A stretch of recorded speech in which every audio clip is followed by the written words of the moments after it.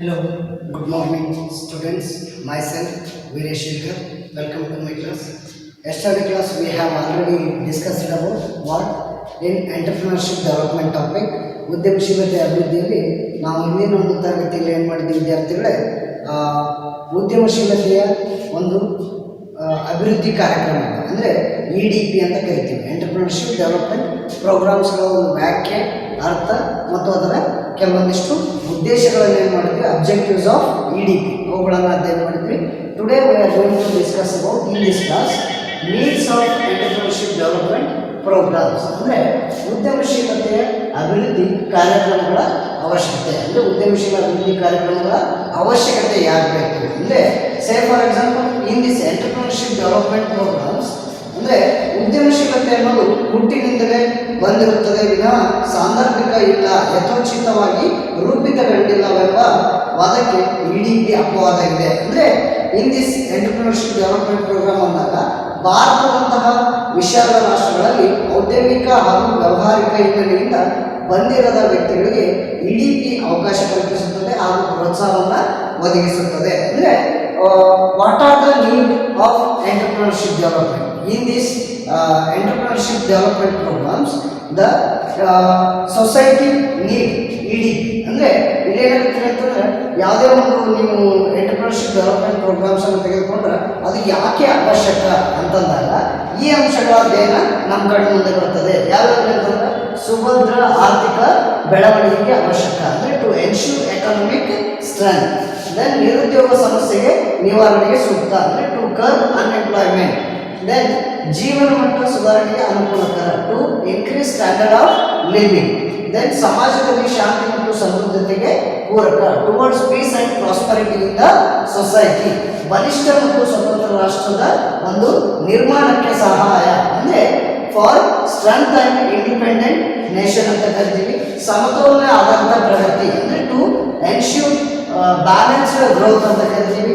Then ಸ್ಥಾನಿಕ ಕೈಗಾರಿಕೆಗಳಿಗೆ ಪ್ರೋತ್ಸಾಹ, ಅಂದರೆ to encourage local industries. These points all related to the needs of entrepreneurship development. ಈ ಎಲ್ಲ ಅಂಶಗಳು ಏಕೆ ಸಂಬಂಧಿಸಿದ ಅಂದರೆ, ಸಮಾಜಕ್ಕೆ ಅಥವಾ ಸಾರ್ವಜನಿಕರಿಗೆ ಯಾವ ರೀತಿ ಉದ್ಯಮಶೀಲತೆ ಅಭಿವೃದ್ಧಿ ಕಾರ್ಯಕ್ರಮಗಳು ಅವಶ್ಯಕತೆಯನ್ನು ಒಳಗೊಳ್ತಾವೆ, ಅಂದರೆ ಅದರ ಅವಶ್ಯಕತೆಯಿಂದ ಏನೇನು ಅಭಿವೃದ್ಧಿಗಳಾಗ್ತಾವೆ ಅನ್ನೋದನ್ನು ಇಂದಿನ ಕ್ಲಾಸ್ನಲ್ಲಿ ಏನು ಮಾಡೋಣ ವಿದ್ಯಾರ್ಥಿಗಳ ನಾವು ತಿಳ್ಕೊಳ್ತಾ ಹೋಗೋಣ. ಇಲ್ಲಿ ಪ್ರಪ್ರಥಮವಾಗಿ ಮೊದಲೇದೇನಪ್ಪ, ಟು ಎನ್ಶ್ಯೂರ್ ಎಕನಾಮಿಕ್ ಸ್ಟ್ರೆಂತ್, ಅಂದರೆ ಸುಭದ್ರ ಆರ್ಥಿಕ ಬೆಳವಣಿಗೆಗೆ ಸಹಾಯ ಅಥವಾ ಅವಶ್ಯಕ ಅಂತ ಕರಿತೀವಿ. ಅಂದರೆ ಔದ್ಯಮಿಕ ಚಟುವಟಿಕೆಗಳ ಮೇಲೆ ಆರ್ಥಿಕ ಪ್ರಗತಿ ಅವಲಂಬಿತವಾಗಿದೆ. ಅಂದರೆ ಉದಾಹರಣೆಗೆ ಉದ್ಯಮಗಳ ಪ್ರಗತಿಗೆ ಅನುಕೂಲವಾದ ವಾತಾವರಣ ಅವಶ್ಯವಾಗಿದೆ. ಅಂದರೆ ಅವ್ರಿಗೆ ಏನೇನು ಬೇಕಪ್ಪ, ಪ್ರೇರಣೆ, ಮೋಟಿವೇಶನ್ ಆಗಿರ್ಬೋದು, ತರಬೇತಿ ಟ್ರೈನಿಂಗ್ ಆಗಿರ್ಬೋದು, ಮತ್ತು ಮೂಲಭೂತ ಸೌಕರ್ಯ ಅಂದರೆ ಬೇಸಿಕ್ ಇನ್ಫ್ರಾಸ್ಟ್ರಕ್ಚರ್ಸ್ ಅಂತ ಕರಿತೀವಿ, ಅವುಗಳ ಒಂದು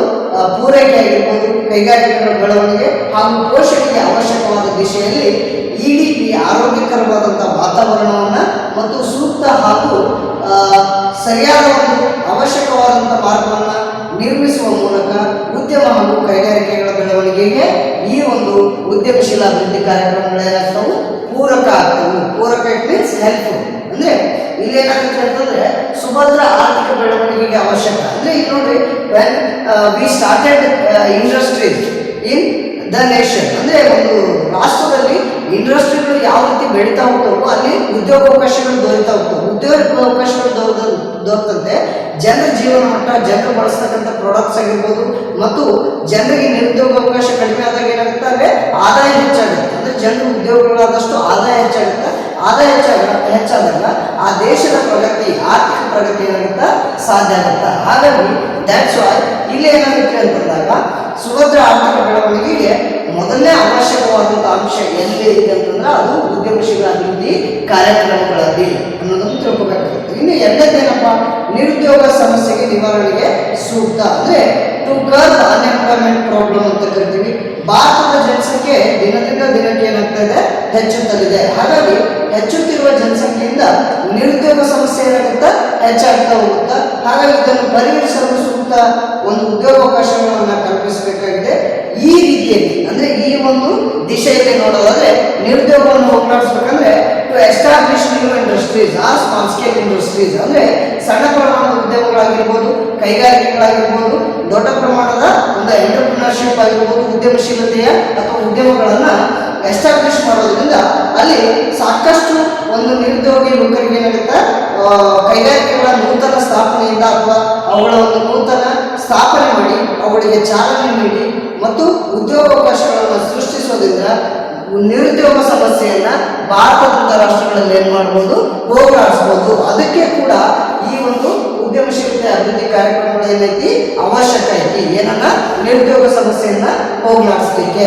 ಇನ್ನು ಮೂರನೇದು ಜೀವನ ಮಟ್ಟ ಸುಧಾರಣೆಗೆ ಅನುಕೂಲಕರ ಅಂದ್ರೆ to increase the standard of living ಅಂದ್ರೆ ವೈವಿಧ್ಯಮಯ ಸರಕು ಸೇವೆಗಳ ಲಭ್ಯತೆ ಮತ್ತು ಹಿತಕರ ಹಾಗೂ ವಿಲಾಸಮಯ ಜೀವನ ಉಪಭೋಗಕ್ಕೆ ಬೇಕಾಗುವ ಹೆಚ್ಚಿನ ಆದಾಯದ ಮೇಲೆ ಉತ್ತಮ ಜೀವನ ಮಟ್ಟ ಅವಲಂಬಿತವಾಗಿದೆ. ಅಂದ್ರೆ ಇಡಿಪಿ ಹೆಚ್ಚಿನ ಸಂಖ್ಯೆಯಲ್ಲಿ ಏನ್ ಮಾಡ್ತದ, ಉದ್ಯೋಗಾವಕಾಶ ಘಟಕಗಳನ್ನು ಸ್ಥಾಪನೆಗೆ ಸಹಾಯ ಒದಗಿಸುವ ಮೂಲಕ ಜನರಲ್ಲಿ ಅಥವಾ ಜನತೆಯ ಜೀವನ ಮಟ್ಟವನ್ನ ಸುಧಾರಣೆ ಮಾಡುತ್ತಾ. ಯಾವ ರೀತಿ ಅಂದಾಗ ಮೊದಲನೇದು ವೈವಿಧ್ಯಮಯ ಸರಕು ಹಾಗೂ ಸೇವೆಗಳ ಉತ್ಪಾದನೆ ಅಂದ್ರೆ ಇಲ್ಲೇ ಮಾಡ್ತಾ production of new production and services ಅಂದ್ರೆ ಇಲ್ಲಿ ಹೊಸ ಹೊಸ ವಸ್ತುಗಳನ್ನು ಉತ್ಪಾದನೆ ಮಾಡ್ತಾ ಹೋದಂಗೆಲ್ಲ ಅಲ್ಲಿ ಹೊಸ ವಸ್ತುಗಳ ಉತ್ಪಾದನೆಗೆ ಏನಾಗುತ್ತೆ, ಜನರು ಮನ್ನಣೆ ನೀಡ್ತಾರೆ ಮತ್ತು ಜನರಿಂದ ಹೆಚ್ಚಿನ ನಿರೀಕ್ಷೆಗಳು, ಆಸೆ ಆಕಾಂಕ್ಷೆಗಳು ಬರ್ತಾವೆ. ಹಾಗಾಗಿ ಆ ವಸ್ತುಗಳನ್ನು ಉಪಭೋಗ ಮಾಡ್ತಾ ಹೋದಂಗೆಲ್ಲ ಜನರ ಜೀವನ ಮಟ್ಟ ಏನಾಗುತ್ತಾ ಹೆಚ್ಚು ಅಭಿವೃದ್ಧಿ ಆಗ್ತಾ ಹೋಗ್ತದೆ. ಇನ್ನು ಎರಡನೇದು ಏನಂತಂದ್ರೆ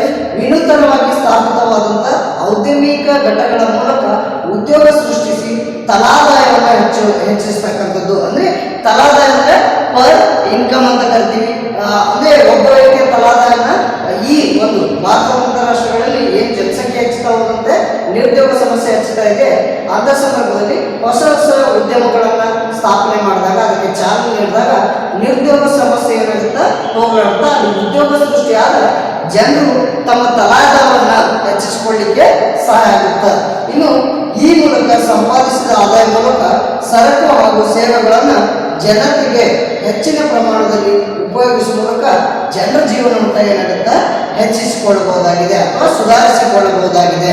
ಇನ್ನು ನಾಲ್ಕನೇದೇನಪ್ಪ, towards peace and prosperity in society ಅಂದ್ರೆ ಸಮಾಜದಲ್ಲಿ ಶಾಂತಿ ಮತ್ತು ಸಮೃದ್ಧಿಗೆ ಪೂರಕ ಅಂತ ಕರಿತೀವಿ. ಅಂದ್ರೆ ಸಮಾಜದಲ್ಲಿನ ಶಾಂತಿ ಮತ್ತು ಸಮೃದ್ಧಿಗೆ ಉದ್ಯೋಗಾವಕಾಶ ಹಾಗೂ ಆರ್ಥಿಕ ಪ್ರಗತಿಯ ಮೇಲೆ ಅವಲಂಬಿತವಾಗಿದೆ. ಅಂದ್ರೆ ನಿರುದ್ಯೋಗ ಸಮಸ್ಯೆ ಅನ್ನೋದು ಏನಾಗುತ್ತೆ ಅಂದ್ರೆ ಆರ್ಥಿಕ ಬೆಳವಣಿಗೆಗೆ ಹೊಂದಿರುವ ಸಮಾಜದಲ್ಲಿನ ಭಯೋತ್ಪಾದನೆ ಆಗಿರ್ಬೋದು, ನಕ್ಸಲ್ವಾದ ಆಗಿರ್ಬೋದು, ಗೂಂಡಾಗಿರಿ ಅಂತ ಸಮಾಜ ವಿರೋಧಿ ಚಟುವಟಿಕೆಗಳು ಕಾಣಿಸಿಕೊಳ್ಳುತ್ತವೆ. ಅಂದ್ರೆ ಸಮ್ಟೈಮ್ಸ್ ಏನಾಗುತ್ತೆ ಅಂತಂದಾಗ ವ್ಯಕ್ತಿ ನಿರುದ್ಯೋಗವನ್ನು ಹೊಂದಿದಾಗ ಏನಾಗುತ್ತೆ, ಅವನಲ್ಲಿ ಏನೋ ಕ್ರೈಮ್ ಮಾಡಬೇಕಾಗೋದು, ಅಂದ್ರೆ ಅವನು ತನ್ನಲ್ಲಿ ದುಡ್ಡಿರೋದಿಲ್ಲ, ಹಾಗಾಗಿ ಇನ್ನೊಬ್ಬರನ್ನ ಹೊಡಿಬೇಕು ಅಥವಾ ಏನೋ ಮಾಡ್ಬೋದು.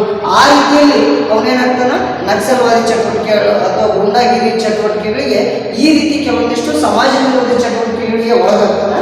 ಹಾಗಾಗಿ ಉದ್ಯೋಗಾವಕಾಶದಿಂದ ವಂಚಿತರಾದಂಥ ಯುವಶಕ್ತಿ ತಮ್ಮ ಶಕ್ತಿಯನ್ನ ಸಮಾಜದ ವಿರೋಧಿ ಚಟುವಟಿಕೆಗಳಿಗೆ ಏನು ಮಾಡ್ತಾರ, ಬಳಸ್ತಾರ. ಹಾಗಾಗಿ ಈ ತೆರನಾದ ಕೃತ್ಯಗಳು ಅಥವಾ ಸಮಾಜದಲ್ಲಿನ ನೆಮ್ಮದಿ, ಶಾಂತಿ, ಸಮೃದ್ಧಿಯನ್ನ ಕೆಲವೊಂದಿಷ್ಟು ಸಂದರ್ಭದಲ್ಲಿ ಹಾಳುಗೆಡುತ್ತವೆ. ಹಾಗಾಗಿ ಈ ಸಮಸ್ಯೆಗಳ ಪರಿಹಾರಕ್ಕಾಗಿ ಇಡಿಪಿ ಅಂದ್ರೆ ಎಂಟರ್ಪ್ರಿನರ್ಶಿಪ್ ಡೆವಲಪ್ಮೆಂಟ್ ಪ್ರೋಗ್ರಾಮ್ಸ್ ಅಂದ್ರೆ ಉದ್ಯಮಶೀಲ ಅಭಿವೃದ್ಧಿ ಕಾರ್ಯಕ್ರಮಗಳು ಅವಶ್ಯಕವಾಗಿರುವ. ಯಾಕೆ ಅಂತಂದ್ರೆ ಇವುಗಳು ಹಮ್ಮಿಕೊಳ್ಳುವ ಅಂದ್ರೆ ಇಡಿಪಿ ಹಮ್ಮಿಕೊಳ್ಳುವ ಮೂಲಕ, ಈ ಒಂದು ಉದ್ಯಮಶೀಲ ಅಭಿವೃದ್ಧಿ ಕಾರ್ಯಕ್ರಮಗಳ ಮೂಲಕ ನಿರುದ್ಯೋಗ ಯುವಕರಿಗೆ ಉದ್ಯೋಗಾವಕಾಶವನ್ನು ಕಲ್ಪಿಸಬಹುದು.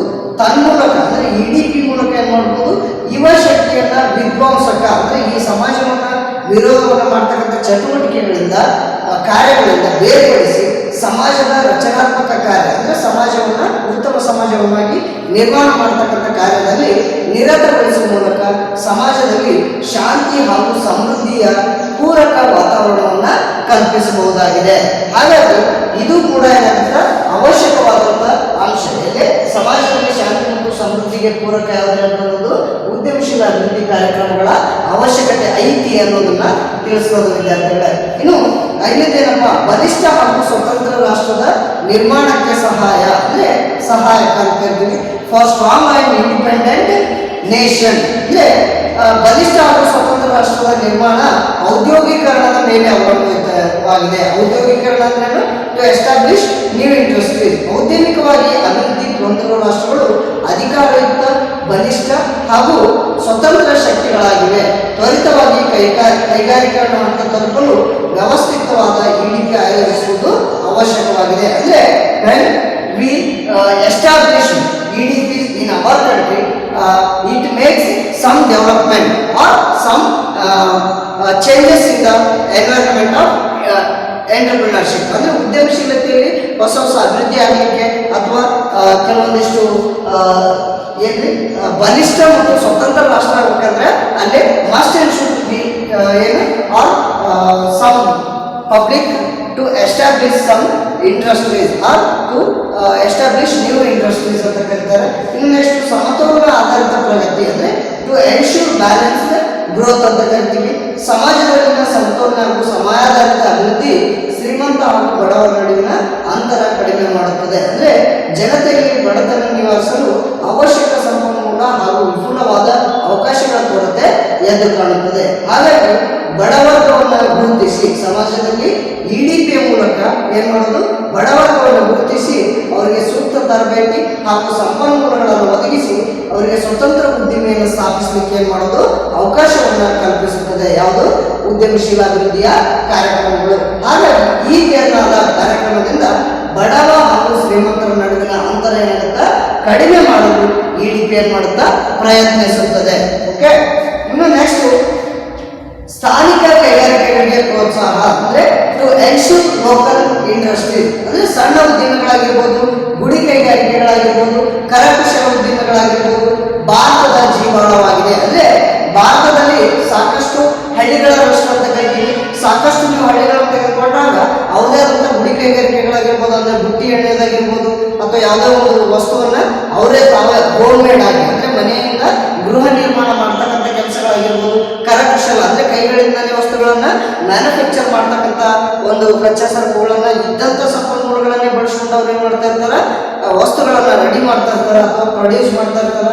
ಅಂಥ ವ್ಯಕ್ತಿಗಳಿಗೆ ಹಳ್ಳಿಗಾಡದ ಭಾರತ ದೇಶದಲ್ಲಿ ಇವು ಪ್ರಮುಖ ಪರಿಸರಗಳನ್ನು ಉಪಯೋಗಿಸಲು ಅಥವಾ ಪ್ರತಿ ಪ್ರದೇಶದ ಪರಿಸರ ಅನುಕೂಲಕ್ಕೆ ತಕ್ಕಂತೆ ಸಿಗುವಂತಹ ವಸ್ತುಗಳನ್ನು ಉತ್ಪಾದಿಸಿ ಮಾರುಕಟ್ಟೆಗೆ ಮಾಡ್ತಾರವರು ನೀಡ್ತಾರೆ. ಹಾಗಾಗಿ EDPಗಳು ಇಂತಹ ವ್ಯವಹಾರಗಳ ಒಂದು ಬೆಳವಣಿಗೆಗೆ ಏನು ಮಾಡ್ತವು, ಪ್ರೇರಣೆ ನೀಡ್ತವು ಮತ್ತು ಪ್ರದೇಶಕ್ಕೆ ಅನುಕೂಲವಾಗುವಂತೆ ಉದ್ಯಮಗಳ ಸ್ಥಾಪನೆಗೆ ಏನು ಮಾಡುತ್ತಾ ಹೆಚ್ಚಿನ ಸಂಪನ್ಮೂಲಗಳನ್ನು ಪೂರೈಸಿ ಅವುಗಳ ಸ್ಥಾಪನೆಗೆ ಅವಕಾಶವನ್ನು ಕಲ್ಪಿಸುತ್ತಾ.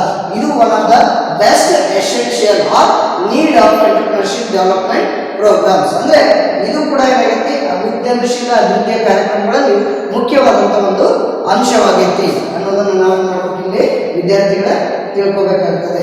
ಈ ರೀತಿಯಲ್ಲಿ ನಾವು 7 ಅಂಶಗಳನ್ನು ಅಂದರೆ 7 ಅಂಶಗಳಾವು. ಒಂದು, ಸುಭದ್ರ ಆರ್ಥಿಕ ಬೆಳವಣಿಗೆಗೆ ಸಹಾಯ ಆಗಿರ್ಬೋದು, ದೆನ್ ನಿರುದ್ಯೋಗ ಸಮಸ್ಯೆ ನಿವಾರಣೆ ಆಗ್ಬೋದು, ಜೀವನ ಮಟ್ಟ ಸುಧಾರಣೆ, ಸಮಾಜದಲ್ಲಿ ಶಾಂತಿ ಮತ್ತು ಸಮೃದ್ಧಿಗೆ ಪೂರಕ, ಬಲಿಷ್ಠ ಮತ್ತು ಸ್ವತಂತ್ರ ರಾಷ್ಟ್ರದ ನಿರ್ಮಾಣಕ್ಕೆ ಸಹಾಯ, ಸಮತೋಲನ ಆಧಾರಿತ ಪ್ರಗತಿ, ಸ್ಥಾನಿಕ ಕೈಗಾರಿಕೆಗಳಿಗೆ ಪ್ರೋತ್ಸಾಹ.